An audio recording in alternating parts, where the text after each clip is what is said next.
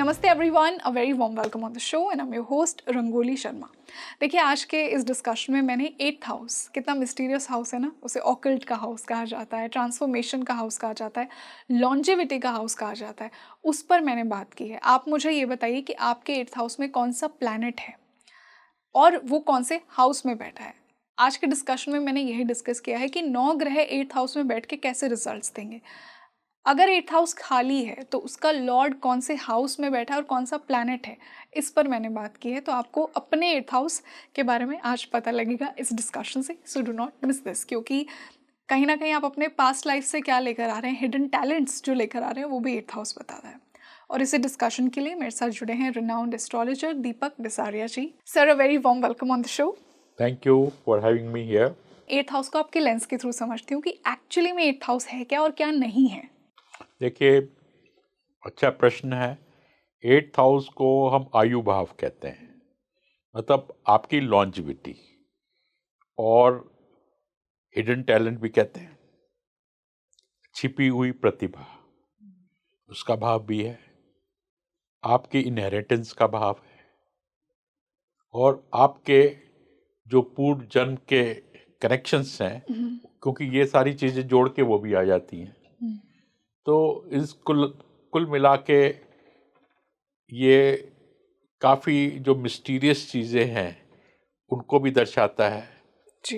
अनएक्सपेक्टेडनेस, suddenness, hidden talent. तो अगर हम कंबाइन करें तो इससे बहुत कुछ निकलता है, और पॉजिटिव भी और नेगेटिव। इनहेरिटेंस आ जाता है, इंश्योरेंस आ जाता है, मनी ऑफ द डेट और अनअर्न्ड इनकम, ये सारी चीज़ें आती हैं इससे, जो आपको अपनी इनहेरिटेंस से एंसेस्टर्स से मिलती मिलती हैं, है। ओके जी। सिस्टर्स से मिलती हैं। तो ये सारा चीज़ें 8th हाउस से आती हैं। इसको कैसे यूज़ करना है, दुष्टान भी है, न्यूट्रल भी है, त्रिशडाय नहीं है। जी। अगर अच्छा एसोसिएटेड है तो इससे लाभ भी मिल सकता है। तो ये सारी चीज़ें देखते हुए 8th house is a house of secrecy also.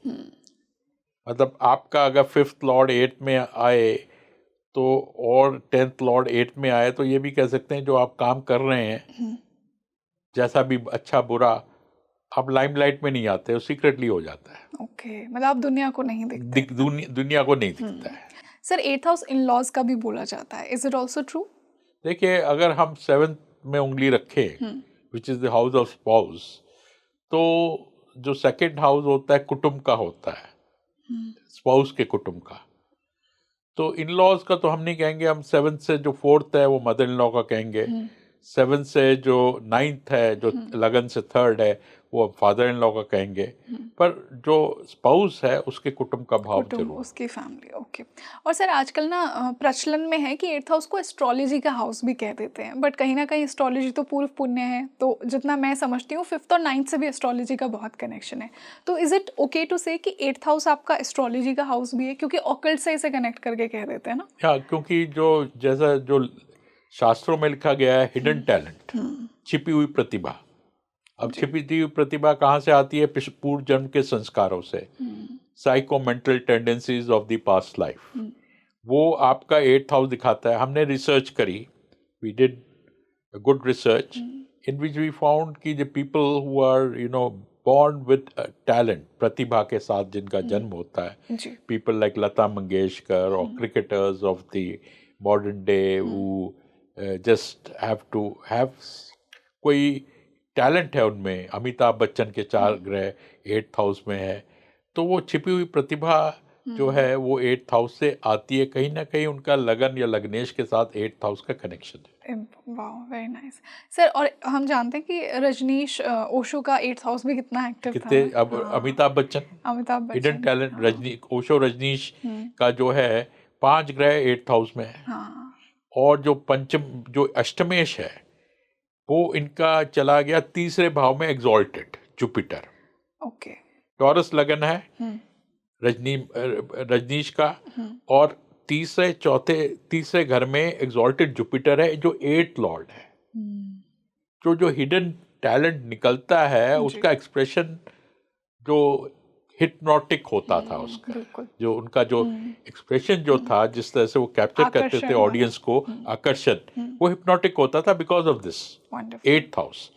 And फिर हम और पीछे जाए, Nostradamus, he has a similar horoscope as the Acharya Rajneesh.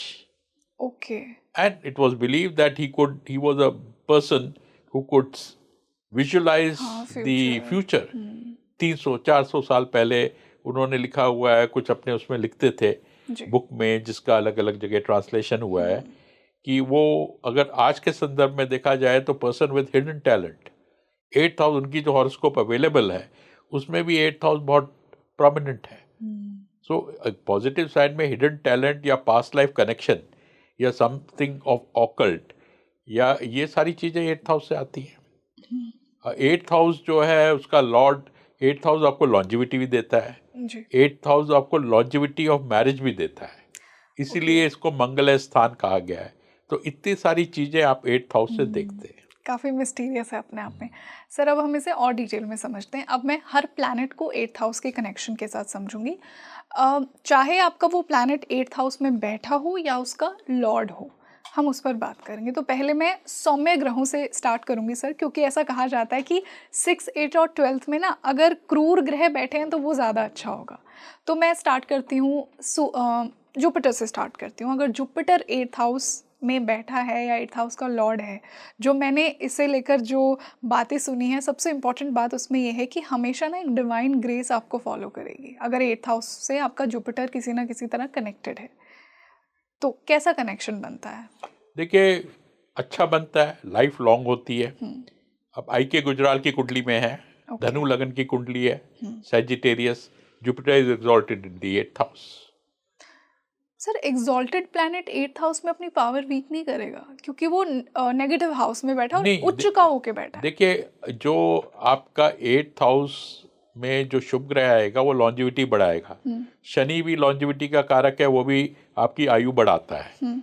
और अगर कोई अच्छे भाव का स्वामी 8th हाउस में आता है, हाँ, जुपिटर का है, लॉन्ग लाइफ देगा, क्योंकि शुभ ग्रह है, लग्नेश आ गया। 10th लॉर्ड 8 में जाता है तो लॉन्ग लाइफ देता है, ये शास्त्रों में कहा गया है। अच्छे लॉर्ड अगर पहुंच रहे हैं 8th हाउस में, तो 8th लॉर्ड की जो सिग्निफिकेशंस हैं, जैसे आयु, लॉन्जिविटी, उसमें वृद्धि देंगे, उसको हेल्प करेंगे। सर लेकिन यहाँ पे एक सवाल यही आता है कि नेगेटिव हाउस में अच्छा ग्रह उच्च का होके बैठा है तो उसकी पावर कम नहीं होगी? देखिए, उसको नेगेटिव दुष्स्थान बोलते हैं, क्योंकि उसमें अड़चने भी आती हैं, उसमें सडननेस भी है, अनएक्सपेक्टेडनेस भी है, उसमें जो स्कैम्स भी हैं, अर्न एंड इनकम भी है, तो ये सारी चीज़ें हैं, तो ये नेगेटिव चीज़ें भी उसमें शामिल होती है। But it is a house of longevity also. 8th Lord 11th में जाएगा तो आपको सडन गेन्स होंगे। Okay okay, interesting. और आपको एंसेस्ट्रल प्रॉपर्टी इनहेरिटेंस का भाव है, वहाँ से पैसा मिलेगा अगर 8th लॉर्ड 11th में जाता है। जी सर, इसी से मैं मंगल की बात करती हूँ। हम्म। अगर मंगल 8th हाउस में बैठा है या 8th हाउस का लॉर्ड है तो कैसे रिजल्ट्स देगा? देखिए, 8th हाउस का लॉर्ड है तो इतने खराब रिजल्ट नहीं देगा, पर अगर मंगल एज अ प्लैनेट कोई खराब लॉर्डशिप हो तो बीमारी भी दे। 6th लॉर्ड इन 8th है तो बीमारी भी देगा, आयु को भी रिड्यूस करेगा, क्योंकि पाप ग्रह है। पर शनि क्योंकि आयु कारक है, तो अपने आयु स्थान में बैठेगा तो फिर आयु की वृद्धि करेगा। It will help longevity. Mangal जो है वो क्योंकि पाप ग्रह है, आयु के घर में बैठ गए हैं, तो क्या होगा, मंगल से आयु में कमी आएगी।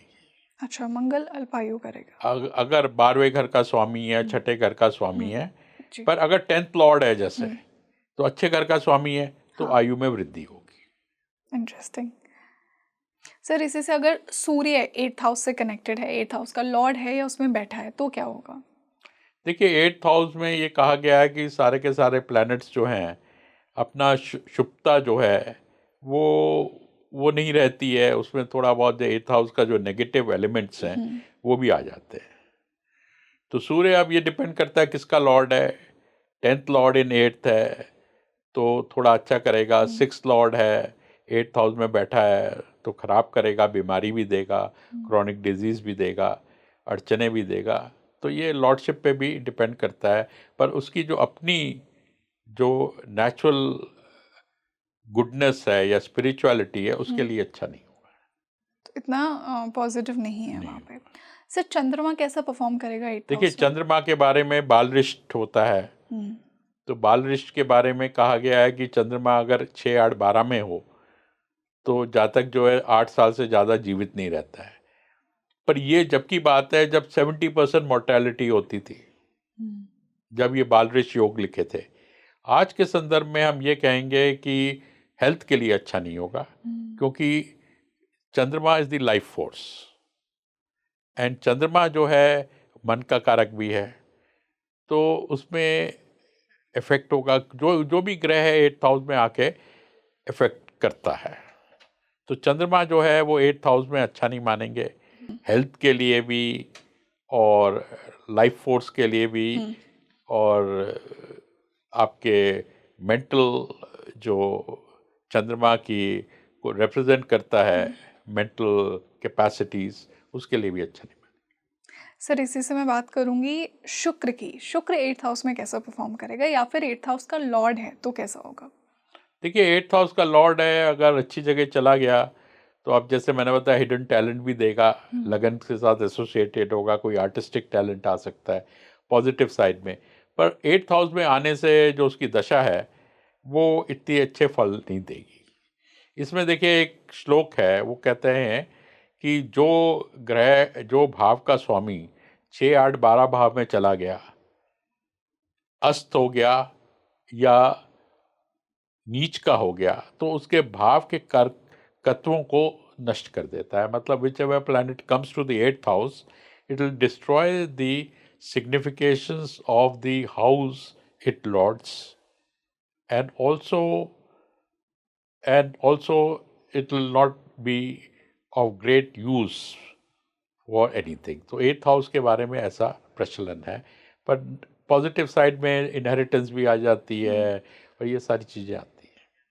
सर इसी से बात करूंगी मैं शनि की। जब कर्मों का दाता प्लैनेट शनि एट्थ हाउस का लॉर्ड है तो कैसा कनेक्शन वो बताएगा? देखिए, शनि को आयु कारक माना गया है और ये कहा गया है कारको भावनाशाय। अब कारको भावनाशाय का कुछ लोग मानते हैं, कुछ लोग नहीं मानते हैं। अब कारको भावनाशाय का हमने जो अर्थ समझा है वो ये है कि बढ़ोतरी करता है। कारक अपने ही भाव में आ जाए तो उसको एक तरह से एस्केले बहुत उसके जो है जो रिजल्ट्स हैं वो बढ़ जाते हैं, इंक्रीज हो जाते हैं, काफ़ी प्रोपोर्शन में वो रिजल्ट मिलता है। जैसे शुक्र आ गया सप्तम भाव में तो बोलते हैं विवाह को नष्ट कर देता है। कारको भाव the person be could be libidinous, could be excessive in every respect, in काम भावना एंड ऑल दैट, तो वो उसको नष्ट कर देता है। तीसरे भाव का मंगल है, पराक्रम देता है, वह भाई बहनों का जो है उसको नष्ट कर देता है। चौथे भाव का चंद्रमा है, वो मन का कारक है, चौथे भाव में बैठ के आपको मानसिक टेंशन देता है। बृहस्पति के बारे में पंचम भाव में भी यही कहा गया है। तो इस तरह से कारक जो शनि अष्टम भाव में आता है तो उसमें कहते हैं वृद्धि कर देता है। आयु की तो वृद्धि कर देता है पर आपको अड़चने काफ़ी देता है। तो जिसके भी अष्टम भाव में शनि है, हम उसको देखते ही बोल देते हैं कि ये आयु तो लंबी होगी पर तुम्हारे जीवन में संघर्ष होगा।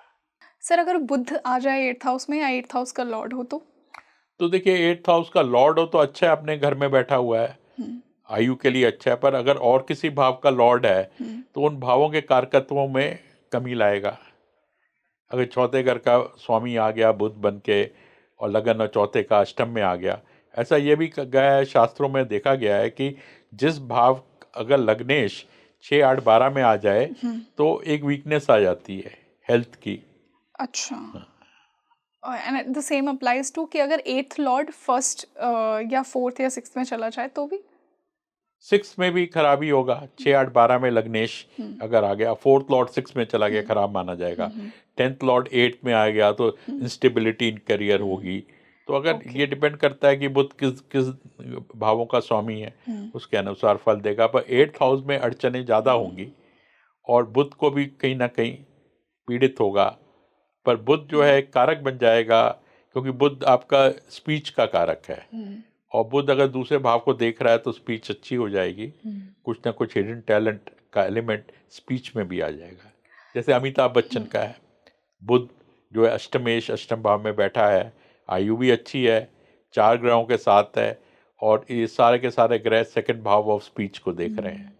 अगर sir 8th house Lord mercury हो और वो फर्स्ट हाउस में बैठा हो तो क्या होगा? देखिए, 8th लॉर्ड कहीं पे भी जाए, एक तो पॉजिटिव साइड में वो हिडन टैलेंट होगा, कुछ ना कुछ पिछले जन्म की प्रतिभा आप लेकर आ रहे लेके आ रहे हो, चाहे गाने का हो, बुद्ध हो तो गाना गाएगा, हैं। ओके। एक्टिंग करेगा, टॉकिंग हेड बन जाएगा, like you have anchors in TV and आप लोग जो करते हैं बातचीत करने वाला है, वो बन जाएगा। इस तरह का टैलेंट होगा उसमें। जी। और नेगेटिव साइड क्या होगी जब 8th house Lord mercury first house में जाएगा तो? देखिए, हेल्थ के लिए अच्छा नहीं होगा, कोई क्रॉनिक डिजीज हो सकती है ओके। मर्करी से रिलेटेड। तो 8th हाउस में क्रॉनिक डिजीज भी आती है, 6th हाउस में डिजीज आती है, तो वो सारे भी आपको आएगा, बट वो डिपेंड करता है बाकी और चीज़ों पे। जी। सर इसी से मैं राहु को भी समझती हूँ, जब राहु 8th हाउस में हो तो ऐसा कहते हैं कि वो आपको एक्सपेंशन देता है ना, राहु तो जहाँ भी बैठेगा तो आपको बहुत ही ज़्यादा इंटरेस्टेड बनाएगा ऑकल्ट की चीज़ों में और रिसर्च में, और कहीं ना कहीं आपको एक नेगेटिव साइड में भी लेकर जाएगा। तो एग्जैक्टली क्या होगा जब राहु 8th में हो? देखिए, 8th हाउस के भी जो जितने भी नेगेटिव पॉजिटिव हैं वो तो आएंगे ही। तो डिपेंड करता है जो जिस 8th हाउस का लॉर्ड कहाँ पे बैठा हुआ है, क्योंकि राहु जो फल देगा 8th हाउस के लॉर्ड के, अपने लॉर्ड के हिसाब से, जो लॉर्ड पे कंजंक्शन एस्पेक्ट है उसके हिसाब से देगा। Okay sir, but is Rahu a negative placement in 8th house? नहीं, डेफिनेटली कोई भी ग्रह होगा नेगेटिव प्लेसमेंट है, उसको पॉजिटिव तो नहीं कह सकते, अगर 8th क्योंकि हाउस में 8th राहु। हाउस की टेंडेंसीज आ जाएंगी उसमें, which is disease, which is also, you know, unscrupulous things, scams, ये सारी चीजें भी आएंगी। जी। सर अगर यहीं पे केतु बैठा हो 8th हाउस में तो क्या होगा? देखिए, 4, 8, 12 जो है मोक्ष कारक, मोक्ष के ग्रह हैं। हम जो भाव हैं उनको डिवाइड करते हैं, धर्म, अर्थ, काम, मोक्ष। धर्म हो गया 1, 5, 9, 2, 6, 10, अर्थ हो गया, काम हो गया 3, 7, 11। तो ये जो मोक्ष का भाव है, ये 4, 8, 12 का जहाँ कनेक्शन आएगा तो केतु वहाँ पे मोक्ष कारक बन जाता है, अच्छे फल देता है। Definitely sir, I am sure कि व्यूअर्स को बहुत ही ज़्यादा क्लैरिटी मिली होगी उनके 8th हाउस के बारे में। So I am so grateful that you joined us today. Thank you so much. Thank you, नमस्कार। तो आप मुझे कमेंट सेक्शन में बताइए कि आपके 8th हाउस में कौन सा प्लैनेट है, एग्जॉल्टेड बैठा है, डेबिलिटेटेड बैठा है, कौन से हाउस का लॉर्ड है और कहाँ बैठा है। Do let me know in the comment section. और आने वाले डिस्कशन में मैं ऐसे और कौन से टॉपिक्स पर बात करूँ वो भी मुझे बताइए। This is your host rangoli Sharma. नमस्ते।